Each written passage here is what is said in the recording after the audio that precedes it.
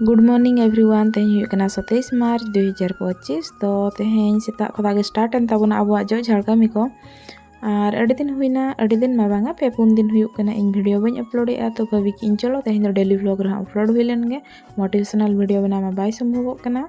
तो नॉय स्टार्ट की तबना सेता जो झाड़ इन मेटांग कथा बन बुझाव दाड़ेया दिनम हिलम जो झाड़ नुना धूड़ी बाली नुना जबरा का खन हजुआ तो जहाँ खन गे हेज एन बांग जहाँ लगाते गे बनावेन धूड़ी जबरा को ओना लगिन ओना को जो सफा लगिन मा जोनो मेना तो जोनो हो चेदा बाम जो ठुटकिया तो छुटा हुईना जो झाड़ को आद नवा को जो पाछा बड़ा ते भाभी कि अड़ी दिन हुईना गुरिज हम बन गुरिज बड़ा का माने गुरिज रहन नेतार दिन मा ओना तोल दो कना किन से डंगरी को तो गुरिज रहम पूर्ण गे नेलोआ तो चलो तेहिन लोबन गुरिज बड़ा का गे आर बड़ाई गया पे गेज गुरे की जो झाड़ दो अड़िगान समय लगा गया जुदी जोतना साह साहतेम सफाई खान दो तो दुड़ुब बड़ा रे तो उना समय बाय लगा और जखन जहां कमीम सवा उना समय धाय धाय समय को चला तो इन 10टा को से स्टार्ट लेते हैं नवा गुरिज कमी को निये को जो झाड़ करना ये को सहा बड़ा हते जो झाड़ाते और गुरिज बड़ा हते सहा बड़ा हते दोहो रुआर बड़ा तेगे माने 3 रे जे पेड़ा पलो मेना इना मेटांग रूम सफा तेगे पूरा घंटे गान टाइम लगा कान तहन आदो इनके तेगे ओना को जो सफा बड़ा हुईना और बाहरे कोरेना हो ओना को लुंडा सफा बड़ा हुईना और नेतार सितुंग दिन के पालन जस्ती तो धूड़ी है माने पूरा सब तो धूड़ी उड़ूगा सारा गानम ये रहा आदो ना को सफा बड़ा की तीन तेज दो बहक को सफा रना हो मेना तिया आदो इना चिका नवा को लगन लगन राइन गुरिज बड़ा के लगन में लगने गया मने ते मन हा लगन के बाय लगनक ना आदो नवा को सफा बड़ा हुईना और तेहिन दो बार होड़ ले मुलिया का किन तहन उनकिन बकरा हो दाका को चंदा हुआ तो नितो नवा को चाबा पढ़ा दाका को ना चंदा इसिन बड़ाइन और परचा बड़ाइन तो मोटिवेशनल वीडियो अड़ियान होड़ अड़ियान क्वेश्चन मेना गे तहन मेनखान बनाव लगिन बाय संभव कना ओना चिका भाभी कि इन नाही मामू ठारू कोणा मामू भलो और ओना जुदी बाय संभव कना नवा रहा बनाव हाताड़ हुआ और पूरा नीलांगे चेन हो बांग चिका उतर लेखान हो बाय गानोक कना मने हो शांति बाय बुझा ओना चिकाते आदुኝ भाभी कि चलो डेली व्लॉग तेहिन दो मेटाम बन बनाव का गे और जेहेतु तेहिन के वीडियो बनाव संभव कना रेकॉर्ड को संभव कना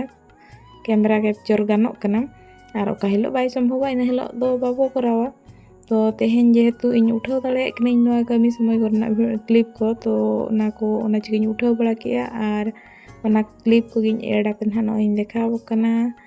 आदो तेहिन दो नोंका गुरिज को चालू कान तबना इना परते रूम से निं हेजना रूम परछा बड़ा हते और बिटी तकिन किन गिति लेन गे तहन माने तिकिन रेना जापिद जहां तो दिन लगन ते रसिनो ओना बाय ठीक तबना आदो नवा बेड को कई सामटा बड़ा हुईना और दिनम लगिन भाबिया कई चुरुंग पढ़ा लगिन टाइम उड़ूगा मेनखान टाइम बाय उड़ूगा टाइम उका कोते चला चबा ओका समय टाइम ᱧᱟᱢᱟ उना समय मा मोबाइल को गिन स्क्रॉल बड़ाया कि दुकान को हो बड़ाया को और बांखान दो चेद गोचों हाँ उनका गिद्रा मेसा तो माने बाय संभव गया जहाँ तिना मने रहो तो जहाँ लकाते रहो दिनम हिलो इन 15 मिनट गान रहो पढ़ा मा जरूर गया और बहर बोलन बाय बोलन खाली दुड़ुब बड़ा हते उयुंग बड़ा रहो ओना हा गानक गया तो नोडे बेड को सफा बड़ा की कोटा परछा बड़ा की और इना परते रूम को जो बड़ा हुयुक कान तहन और गोटा रूम गे जहाना बांग जहाना ᱧᱟᱢ गया बिटिया खेलना पाती को हांडे बांग हांडे जहाना गे चपाल का गया ओना को सामटा बड़ा हुयुक कान तहन और जो परछा बड़ा हुई बड़ा हते इन भाभी किया चलो झोतो को मांग कभी तो अब कुड़ी होना तो पाले जो बड़ा गे और मा बाकले को से जो झाड़ तेगे सन ओड़ा दुआरम जो परछा मनखान मने किम जो परछा दाड़े आदो मने मा बाय जो परछा मने जो परछा लगिन ते मा मने परछा दो हुई निचे तेगे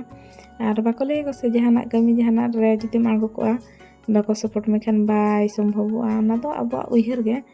निजे जुदी जहां कान दो जहाना करा सना मेखान दो नतम करा दाड़े गे कोई हम को कर दाड़े हम को जहान काते आम निजे लगिन टाइम उडुक गया तो अब सब गुड़ा कम्फर्ट बन खोजो खातिर के उनका बाबो संभव मेना बन है उना कमी आते इन लंगा है कना और नितो से उनाइन करावा निजर भी झोतो हर लगिन झोतना am करा दाड़ा मेनखान निजर टाइम से टलन खान निजर लगिन करा रना उना समय दो बांग करा सना चेदा सो नाम लेया नाम इnya कमी कान गया हर बाइन कमी रहो कोई चेदा मेतिnya तो नितो नोडे जो झाड़ को ना जहां बाहरे करना राचा को ओना को जो हुईना और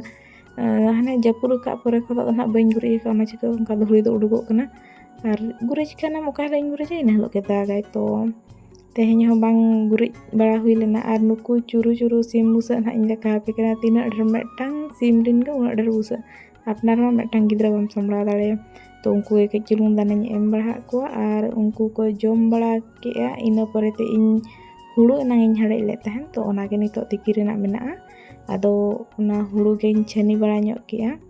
तो निल दाड़े कना पे ओड़ा रम तहन कना मना इन के छोटा मोटा चेद को चुन हा कुटुर मुटुर कमी को मा उड़ू को गया तो नितो ओना हुड़ू को छनी बड़ा हुयु कन तहन माने तिकी लगिन ते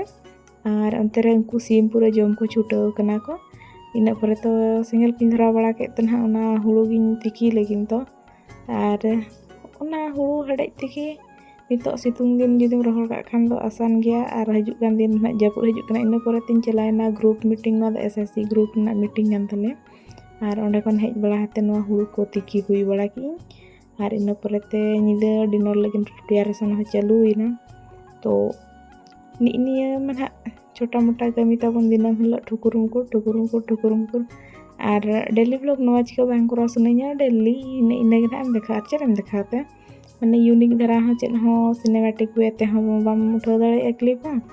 तापरे और नाते मोटिवेशनल वीडियो ते हो अडियान थोड़ा बहुत आसे पासे रना माने अब एनवायरनमेंट रे अडिगान होल रिएक्शन को एम के को नेगेटिव धरा नेगेटिव माने चेन माने आपा थॉट्स नोंका हेना कि नवा दो इन इदियाते गे लई ए तो भावी कि इन चलो उनका मा अब अराउंड के को तहन करना को उनको सब बेड़ा तो उना भी नेगेटिविटी बाबू अगू तड़ा अब ये रे और अब द्वारा जहाँ भी संभव निजर लगिन उना गेबन करा तड़ा तो तेहेन जुदी नवा संभव कना डेली व्लॉग बनाओ तो डेली व्लॉग गिन बनाओ ताड़े तबना और नितो तो ना नवा डिनर प्रिपरेशन चालू कना और मेटांग गिद्रा जहाना एम कमिया उनको गिद्रा बेचारा रा ते को आंघाण चबा को माने लोगन को चेद को चिका को तो कमी आम जहाँ कमी मिद घड़ी रे करा ना तहन तमा ओना के लेटो तो नई बढ़ियाते नितो जम होचोय किनी और उनी नखरा नेलताय पे तो एनते रहो बढ़ियाते जम बड़ा होचो कादियिन और उनी जम बड़ा हुई होचोते माने आले हा जम बड़ा के आले और आले जम बड़ा को चबा बड़ा परे इन एहब के इना किछि समय रेना स्टडी में 15 मिनट गान दुड़ते पढ़ा बड़ा हुईना और इन जखन भी पढ़ा इन दुड़बा खाली आंगो को माने नौका जपिद हजुआ इन लगा और कोई को जपिद सना पे ले पे और जुदी कोई को अंका पे बड़ाय पे कि पढ़ा समय चल लगाते जपिद अफोर्ट गानोआ तो ना टिप्स को ना कई लेइन तबन पे और अड़ी बाय बाय आंग तन नवा व्लॉग्स ना वॉइस ओवर इन तो बोर पे बुझे रहना एडजस्ट का तबन पे तेहኛ व्लॉग ना अड़ी मुचाद तबना।